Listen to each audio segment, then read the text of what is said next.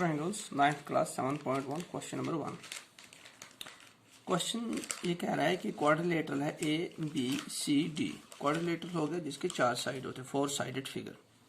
उसमें बता रहा है क्वेश्चन ए सी साइड जो है वो इक्वल है ए डी के, यानी ए सी साइड इक्वल है ए डी के, यानी 4 साइडेड फिगर में ए सी साइड जो है वो इक्वल है, बराबर है ए डी के।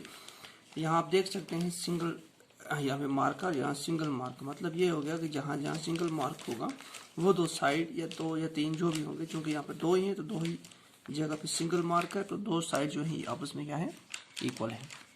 उसके बाद ए बी एक लाइन है जो बाइसेक्ट करती है एंगल ए को। ये ए बी एक लाइन है जो बाइसेक्ट करती है एंगल ए, क्वाड्रिलेटरल का एंगल ए, ये पूरा एंगल यानी सी ए डी, ये एंगल पूरा एंगल जो है इसको कहते हैं एंगल ए, और इसको बाइसेक्ट कर रही है ये वाली लाइन। बाइसेक्ट का मतलब हो गया कि बराबर 2 हिस्सों में तकसीम, इक्वल टू पार्ट्स में तकसीम कर रही है, डिवाइड कर रही है ये वाली लाइन, इसीलिए इसे कहते हैं बाइसेक्टर। तो ये ऊपर वाला हिस्सा एक एंगल, तो ये पूरी एंगल का एक ऊपर वाला बन गया पार्ट और एक नीचे वाला, तो ये 2 आपस में क्या होंगे, इक्वल।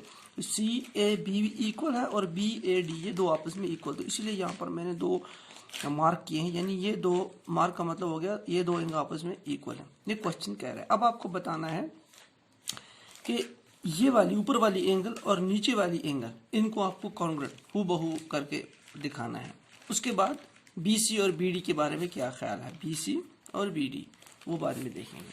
तो पहले हम चलते हैं। देखिए कॉन्ग्रुएंट के लिए हमने आपको बताया था कुछ क्राइटेरियाज हैं जो आपको फॉलो करने पड़ेंगे।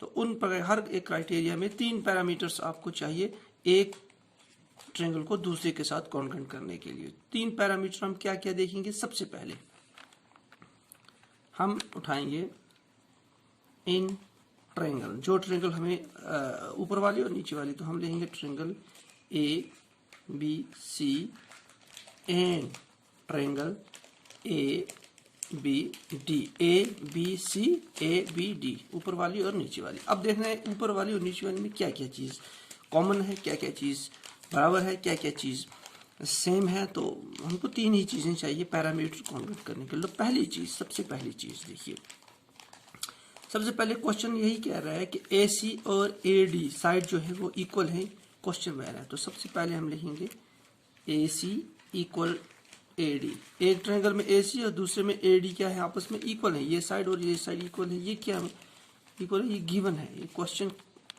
में गिवन है, तो इसको लिखेंगे हम गिवन। ठीक है, पहला पैरामीटर हो गया। दूसरा पैरामीटर क्वेश्चन ये कह रहा है कि जब बाइसेक्ट कर रहा है तो ये वाला एंगल सी ए बी और बी ए डी, यानी ये 2 इक्वल एंगल आपस में क्या हो गए, इक्वल है। तो हम लिखेंगे angle C A B is equal to C A B is equal to B A C B A D. ये क्यों इक्वल है, इसलिए इक्वल है ए बी बाइसेक्ट्स एंगल ए।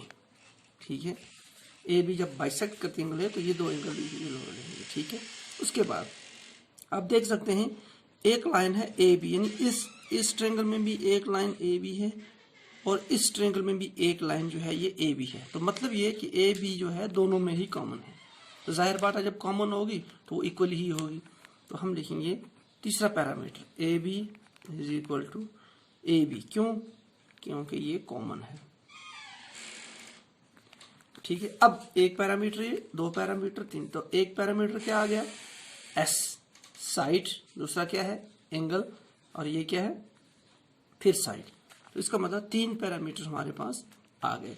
अब हम को देखना है कि वो 5 पैरामीटर में से कौन सा ऐसा क्राइटेरिया है जिसमें एक एंगल आता हो और 2 साइड आ रहे हों, तो उस रूल को लगा करके हमें ये कॉन्वर्ट हो रही है। ठीक है, तो ये हमारे पास 3 पैरामीटर्स आ गए। तो हम इसको लिखेंगे therefore triangle A B C जो है कॉन्वर्ट, ये जो साइन होता है इक्वल के ऊपर एक इस तरह का जो साइन होता है, ये आप कहीं भी देखेंगे तो उसका मतलब हो गया congruent triangle A B D.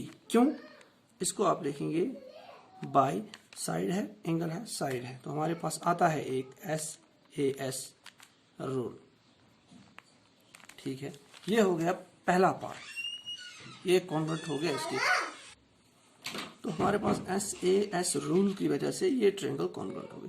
अब जब हमने आपको पहले इंट्रोडक्शन में बताया था कि पहले हमें कॉन्ग्रुएंट करनी है, फिर हमें बाकी जो हमें चीज़ें क्वेश्चन में पूछी गई हम उसको आराम से सॉल्व कर सकते हैं। देखिए अब क्वेश्चन ये कह रहा है कॉन्ग्रुएंट तो हो गया, अब बताइए आप BC और BD के बारे में क्या ख्याल है। BC और BD, देखिए BC जो है इस ट्रायंगल का हिस्सा है और BD इस ट्रायंगल का हिस्सा है। हमने आपको पहले ही बताया था, एक रूल बताया था आपको, CPCT corresponding parts of congruent triangle. तो पहले आपको कोई भी ट्रायंगल है उसको कॉन्ग्रुएंट कर लेना है 3 पैरामीटर्स के बिना पर। तो जब 3 पैरामीटर्स के बिना पे उसको कॉन्ग्रुएंट कर लेंगे तो इसका मतलब जब वो हूबहू होगी, इसका मतलब उसके जो भी कॉरस्पॉन्डिंग पार्ट्स होंगे वो भी आपस में क्या होंगे, इक्वल होंगे। कॉरस्पॉन्डिंग पार्ट का मतलब है जो उनके मिलते जुलते पार्ट्स होंगे। जैसे ये पार्ट इसके साथ मिलता था, इक्वल हो गया, ये पार्ट कॉमन था, मिलता, अब ये पार्ट बच गया है, ये पार्ट इसके साथ मिलता जुलता है तो ये भी इक्वल होगा। किस तरह होगा, बाय CPCT, यानी कॉरस्पॉन्डिंग पार्ट से प्रूव हो गई है हमारे पास कॉन्ग्रुएंट है ट्रायंगल। तो अब हम कह सकते हैं कि ये वाला साइड जो है इसके बराबर है, तो लिख सकते हैं देयरफॉर BC भी है वो इक्वल है BD। क्यों, इसलिए इक्वल है क्योंकि कॉन्ग्रुएंट कर दी है, और ये क्या है, बाय CPCT। ये बस इतना आपको लिखना है, by corresponding parts of congruent triangle है क्योंकि प्रूफ हो गई है। तो मैंने आपको पहले ही बताया था CPCT में कि पहले आपको कॉन्ग्रुएंट करनी है, कॉन्ग्रुएंट के बाद ये चीज़ आती है। तो ये इस तरह हमारा क्वेश्चन जो है ये कंप्लीट हो जाता है। अब चलते हैं नेक्स्ट क्वेश्चन की तरफ। देखिए क्वेश्चन नंबर 2 जो है मैं आपको समझा देता हूँ। क्वेश्चन कह रहा है कि हमारे पास एक ट्रायंगल है, एक क्वाड्रिलेटरल है 4 साइडेड फिगर ABCD, जिसमें AD साइड BC के बराबर नहीं, AD साइड जो है वो BC के इक्वल है, यानी इसीलिए मैंने यहाँ पे सिंगल डॉट्स का मतलब हो गया कि ये साइड इसकी इक्वल में है। जहाँ पर दो डॉट होंगे तो वो दो आपस में इक्वल होंगे, वो कभी कभी आता है वो भी। एंड DAB और BAC और BAC, DAB और BAC, DAB और BA। तो क्वेश्चन मैं आपको बता रहा था कि इसमें क्वाड्रिलेटरल जो है ये साइड इक्वल है और उसमें ये DAB एंगल, यानी ये वाला पूरा एंगल, इसको आप बोल लीजिए ये पूरा एंगल ये इक्वल है ABC या CBA, यानी ये वाला एंगल A इक्वल है ये वाले एंगल, पूरे एंगल A इक्वल है एंगल B के। ठीक है, ये जो है ये एक डायगोनल्स है, तो डायगोनल्स की वजह से एक ट्रायंगल ये बना है, कौन सा, ABD, यानी ये वाला ट्रायंगल। ठीक है, और एक ट्रायंगल हमारे पास बनता है ये वाला ट्रायंगल। अब अगर गौर से आप देखें, देखिए मेरा हाथ घूम रहा है, इसमें देखिए आप ये ट्रायंगल और फिर ये ट्रायंगल, तो इस ट्रायंगल में एक साइड ये आ रहा है, एक साइड ये आ रहा है और एक साइड ये आ रहा है। ठीक है, इस ट्रायंगल में आप देखो एक साइड ये आ रहा है, एक साइड ये आ रहा है, एक साइड ये आ रहा है।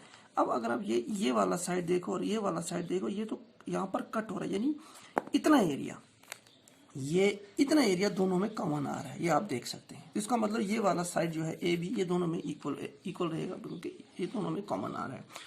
तो ये क्वेश्चन का अब आप जो है आपको बताना है ये वाली ट्रायंगल जो है इसके कॉन्ग्रुएंट है, यानी ये वाली ट्रायंगल इसके कॉन्ग्रुएंट है, उनका साइड ये वाला साइड इसका BD is equal to AC, ये वाला BD is equal to AC, ये आपको बताना है। और ये वाला एंगल, ये छोटा एंगल A और ये वाला छोटा एंगल B, ये आपको इक्वल करके बताना है। ये पहले हम कॉन्ग्रुएंट करेंगे तब जाके हमारे पास ये क्वेश्चन सॉल्व हो जाएगा। तो देखिए इसमें लिखेंगे हम सॉल्यूशन में,